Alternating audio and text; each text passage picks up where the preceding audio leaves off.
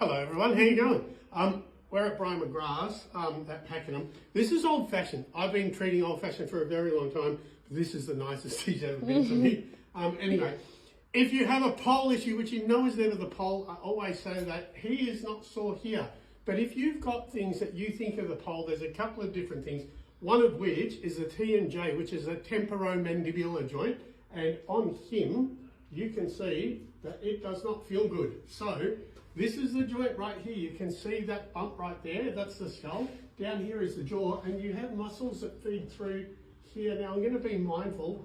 Now, when you treat these, or when you roll over them, good boy, be really light, okay? Be really gentle. And if you want to know how much it hurts, do it to yourself first, and then do it to your horse, because it can really hurt. So all I'm doing is I'm finding the little tight bits. I'm rolling my fingers over the muscle, and then I'm holding pressure into the back of the muscle. Good boy.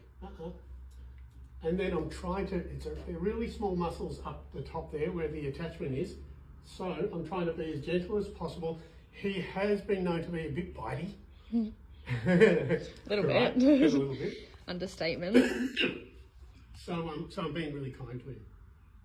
So now I'm just going to go through all the muscles down a bit further. Now, he tends to hang in, so this is why we're going through all these. So, here's the thing. If you think it's the pole and you have a horse that's hanging in or hanging out, then the side they're hanging to, check this muscle there, this muscle right here, all through this part. So, you can see already that they're not bothering him anywhere near as much.